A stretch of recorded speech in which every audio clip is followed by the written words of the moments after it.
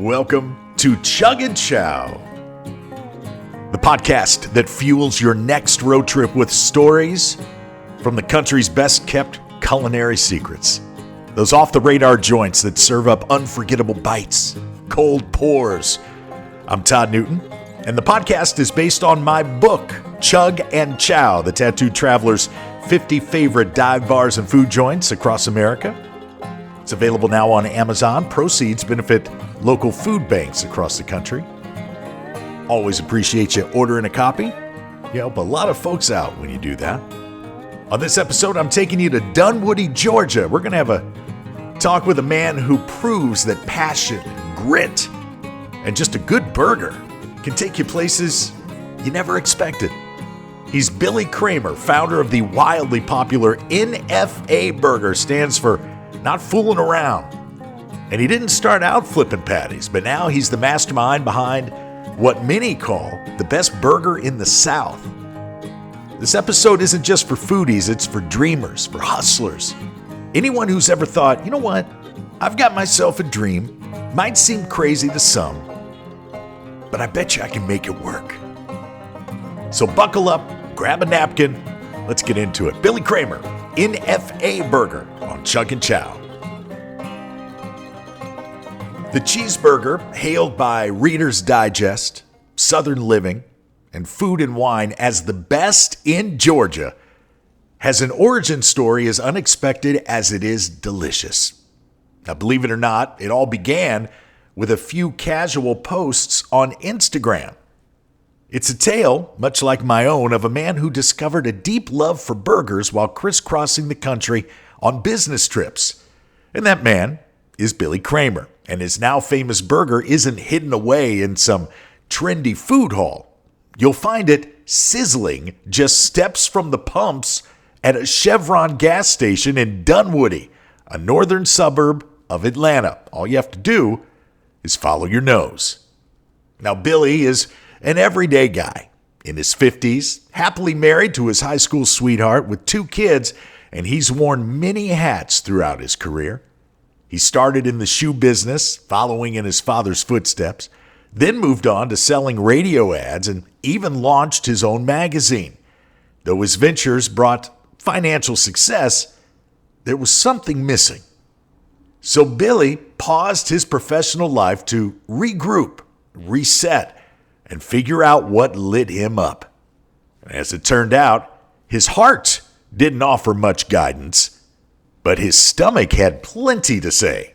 And I'm thrilled to have him here now. Billy, welcome to CHUG CHOW, my friend. Hey, how are you? Outstanding, man. I appreciate you taking the time to chat with us. Yeah, man, your book was really nice when I opened the packet. Well, I appreciate that. You know, everything I wrote in the book came straight from the heart and is based on experiences. So sounds like you and I have a lot to talk about. So, yeah, you're getting your book was really just a lot of fun. So thank you. Well, my pleasure.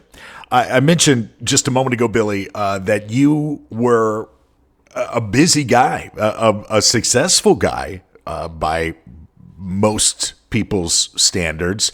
And you, from what I've read in other interviews and just in researching you, you just reached a point where you needed something more. Would that be accurate? I disagree with everything you just said. Let me explain. You're not far off. I was probably moderately successful in my prior career. Mm-hmm. Mostly because I'm always the smartest man in the room. It's what I call the Kramer family syndrome.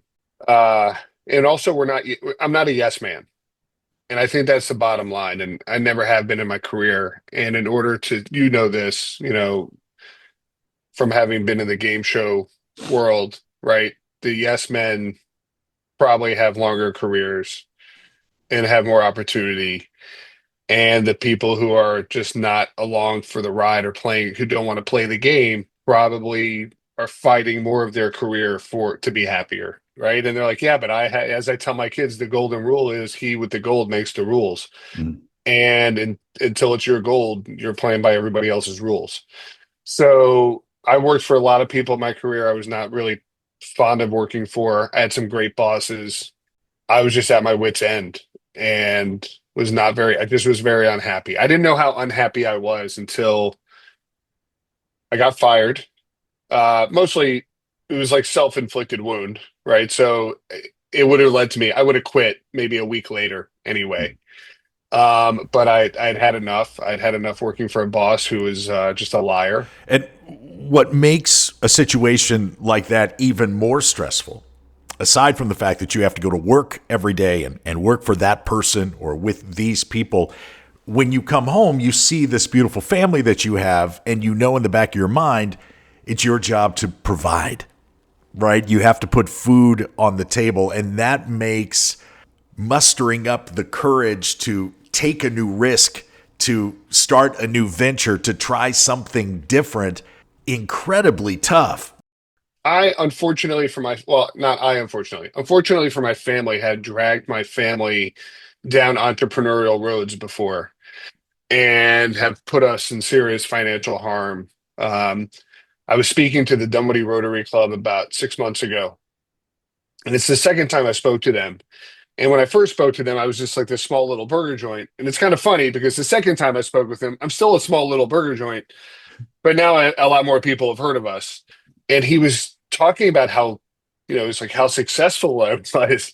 And I got up in front of this group of business leaders, local business leaders, and I said, yeah, this is the one that worked. He didn't know about all the, and I just went through all the whole list. Man, I had an internet startup I tried to start. I had a childproofing business. Miserable. I'm not a handyman. It was one of the most miserable periods of my life.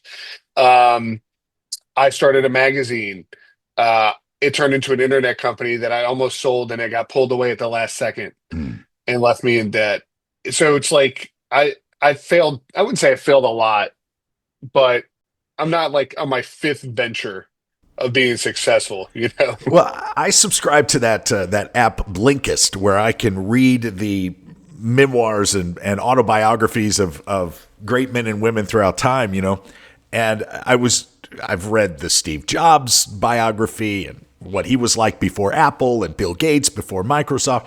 Recently, I read about Dyson, the guy that created the Dyson vacuum cleaners, and some of his missteps before the Dyson vacuum empire was created. He tried to create a wheelbarrow that was just a disaster. So I think that's part of the journey, wouldn't you say, to reaching success? Nobody's going to get there on the first swing. Right. And I'm okay talking about it. I mean, I'm Uh-huh. happy I did it. It gave me probably built a little, you know, who I am today is probably built on the foundation of those failures. So I have no problem with it. People who know me my whole life, they're like, oh, Billy's starting a burger joint at a gas station. Okay. I mean, it's like The Founder. Have you seen The Founder with Ray, about Ray Kroc? Oh yeah, yeah. Michael Yeah. Keaton, I mean, right? yeah. So when he goes to the golf club, the dinner with the other couples, right? Mhm. And they're like, start rattling off all the crap he failed at, right? And they're like, oh, so now you're doing this burger restaurant franchise, right? And that's kind of the way I felt. Like when I was watching that movie, I'm like, man, I hope I'm Ray Kroc one day because right now I'm Ray Kroc before he started McDonald's. But you have a couple of bullets in your gun that Ray Kroc did not have and could never have foreseen: social media. And I take flack now and again because I am not a social media guy. I have the Tattooed Traveler YouTube channel where we put all the videos from these restaurants and dive bars that we visit, and all of my travels. I have a Facebook page, the host with the most, or Mr. Todd Newton, whatever. I don't even know what the handle is, where we post some of those videos. But you made social media work for you and really achieved what everyone who starts an Instagram page or fires up TikTok for themselves hopes to achieve. Well, yeah, it did, but the reason it came about was I was manipulating Instagram or figuring out how Instagram worked. Not manipulating it, but like, so I've sold advertising for a living in different platforms, radio, print for myself, digital media, sponsorships. So everything I did up until 8 years ago was selling advertising. When I started the Instagram account, I started it because I met this guy, the Fat Jewish. Do you know who I'm talking about? No, This guy. no.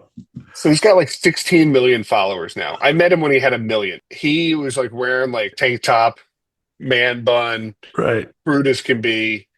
I mean, he looks like a complete schlub. I would never attach my brand to this guy. I didn't get it at all. So, so I turned to my boss. I said, you know what? I'm opening a burger Instagram account tomorrow. And that was it. And the first one I ever posted was from Schnippers because it was right next to the conference we sponsored. It Mhm. was right in the Times building, the New York Times building. And, but I'd already been blogging about burgers and talking about burgers. And I would go on job interviews. Guy interviewing me would say, "Oh, I heard you really love burgers. Let's go for burgers." So the Instagram thing was like, what makes an Instagram post pop? Yellow cheese, not white cheese. How do you discover that, though? Just by scrolling through other burger pages? Yeah, well, no, just trial and error. I'm like, hey, man, I'm going to post a picture of this burger, and I'm going to post a picture of this burger. And then I'd look at it and I go, well, this one is obviously looks better. Doesn't No one knows how what it tastes like. They just look at it, right? Lighting and just all these things. So when I started making burgers, of course, I started taking pictures of burgers that made them look better Mhm. because I wanted to get more likes. Well, something worked because I don't have Instagram, but I'm assuming some of the people who recommended NFA Burger to me when I was in Atlanta at the beautiful Fox Theater there hosting the Price is Right live stage show, they said, NFA Burger, you want a burger, Todd? NFA Burger is where you want to go. And what I loved about the burger, it didn't have to be bigger than the plate. It served in a nice wrapper there, but every bite was memorable. Set aside the fact that it's in a gas station, and that is a great talking point in and of itself, of course. But every bite, and I believe I read a quote of you saying that, it's important to you that the last bite is as good as the first bite. Didn't you say that? I did. Yeah. Yeah. So we have a slogan, everything in every bite. Yep, that's right. Every bite, the first bite and the last bite should taste the same. Right. Because there should be sauce, pickles, cheese, and mustard in that bite and the last. Yes, yeah, the sassy sauce is so good. And again, NFA, you named it NFA, it stands for not fooling around. And you believe that if a burger is anything less than perfect, it's either tossed or given away for free and you remake it, right? So here's what I will tell you. At NFA, every employee, not just the guy on the grill or the lady putting the cheese on, every person there is empowered to be perfect. And what that means is if the guy wrapping the burger sees something wrong, he has the authority to push it aside and say, I want a remake. At my restaurant, you eat for free if you work there. So there's no reason to screw food up. Mm-hmm. And if you want to take some food home to your family once in a while, you just ask me, hey, can I bring burgers home to my family? They haven't had it in a while. And I'm like, yeah, of course. So there's no reason to make reasons up to put burgers aside. Point is, anybody who sees a burger they don't like for some reason, it has the authority to say remake. And what would be cause for a remake? It wasn't smashed properly.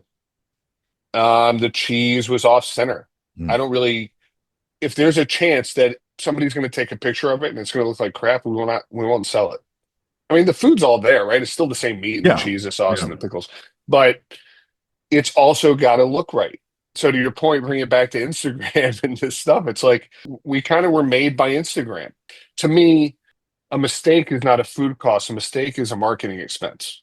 And no other restaurant I know of treats it that way. They all treat it as food costs. And so to me, sending out a burger that is crappy to prevent food costs, spoilage or whatever the hell it's called, is basically counterintuitive to the marketing of your business. People will come in and they're like, Billy, why is there always such a long line? I'm like, because I said, how many times have you been here? 6 times. Yeah, everybody in line here has been here multiple times. Mm-hmm. And the people who haven't, if we treat them well and we serve them the perfect burger and the perfect tots, they're going to come back too. Because of, number one, the quality of the burger. It's an incredible burger, the Billy's Classic. The friendliness, the down-home feel. there, which might be a Southern thing. I think that's lacking or completely absent in many regions throughout America, sadly, but it's certainly present there in the great state of Georgia. The authenticity of seeing you and seeing the same employees each time they go to visit NFA Burger, all of that plays into the experience, and the simplicity, which is something that comes up in my book a few times. It comes up on the podcast here quite frequently. The simplicity of the menu. You look at the menu, you see a handful of items, and when you see limited items like that, you know that each one is made with care and with pride. And the only chain that I can think of that does that, and it's a favorite of mine, would be In-N-Out. Where do you think I got it from? Oh, is that? But I eat at all these places. Yeah, but I mean, you have hot dogs and sausages and a few desserts. We're not going to do anything that detracts away from the burger being made. We're not just adding crap to our menu because we can, or we think we can get another dollar. If you leave NFA talking about anything other than the tater tots or the burger, then we screwed up. That's my opinion. Yeah, it's about doing one thing really well. Even our hot dogs, which I think are fantastic, we cook them the way we cook them because I don't want to interfere with the burger. And so we deep fry our hot dogs. It's not because I grew up eating deep fried hot dogs. I had never had a deep fried hot dog really till I made it for myself. Which is the perfect setup for my last question, Billy. When you were preparing to become a restaurateur, you practiced, because you don't come from the restaurant industry, you practiced in your own kitchen using friends, neighbors, family members as your guinea pigs. Do I have that right? Semi-accurate. Okay. I never thought I was going to have a restaurant.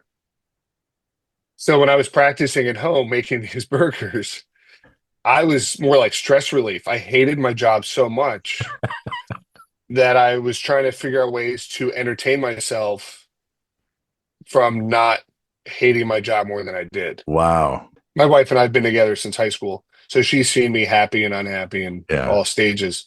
And I said, what do you mean? She's like, man, you don't even understand the smile on your face when you come home from these events, as opposed to what you were doing back in your, other career when you would just come home from traveling all week and snapping at the kids because they were making a noise when you walked in the house or doing something, they're doing things kids do, right? Yeah. And here I am, I just hopped off a plane from being in 3 cities and I'm miserable and tired and hungry and out of shape and all those things. And that's what I was doing. I was practicing it. I wasn't practicing. I was more of like a science experiment. Yeah. And then one day, a friend of mine, close friend of mine, who was one of my guinea pigs, he said, Karen won't eat burgers out anymore. And I was like, holy crap, did I get her sick? Did I make her hate burgers? And he's like, no. I said that wrong. She won't eat any other burger but yours. Wow. I guess as cliche as it sounds, you never know what tomorrow holds. If you stay focused, if you keep your foot on the gas, right? None of us have a crystal ball, but we do have probably more control over our futures than we realize. You've shown us that. I would say to anybody who's listening to this, first off, again, I appreciate it having me on and writing about me in the book. That really was a big surprise. A really awesome surprise. Well, I appreciate that. And the magic of the book, I think, is, to go back to a word we used a few minutes ago, authenticity. Every place in there. I never received a freebie. I never received a discount of any kind. You and I just met for the first time. Every place in there is someplace that I visited on my travels that struck a chord with me that I wanted to share with other people. And real quick, I got to interrupt you. Yeah. You have a place in that book that I've been going to since I was a little kid. Which one? Ted Drew's. Love Ted Drew's. Buddy, the best frozen custard in America. If you haven't heard of it, Ted Drew's Frozen Custard in St. Louis, Missouri. When we would go there as a kid for bar mitzvah or whatever, I begged my family to do 2 things. I wanted to go have ravioli. Toasted ravioli?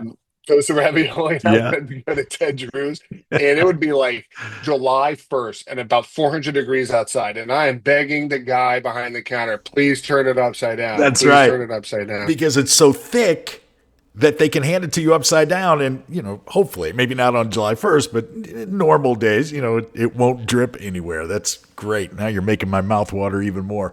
Billy Kramer of NFA Burger in beautiful Dunwoody, Georgia there. NFAburger.com is your website. Thank you so much for sharing your story with us. I hope I can inspire people to leave their misery and be happy. If that's the inspiration, I'm happy to do it. Appreciate it, man. Continued success, Billy. Stay in touch, all right? I will. Thank you. NFA Burger, a story with many happy endings. It's an inspirational tale of a man who sacrificed everything in search of true happiness, and he found it. It's an important reminder that no dream is out of reach if we're willing to put in the work. And for me, well, Billy Kramer's tale is the gentle nudge I've needed not to be so quick to decline a neighbor's invitation to a backyard barbecue. I mean, who knows? That burger on the grill could become the next big gastronomic sensation. That'll do it for this episode of Chug Chow. Big thanks to Billy Kramer for sharing his journey from social media maverick to burger legend. And if you're ever in Dunwoody, Georgia, trust me, NFA Burger is a must. Just look for the Chevron station. And if you enjoyed today's show, be sure to hit that subscribe button so you never miss an episode.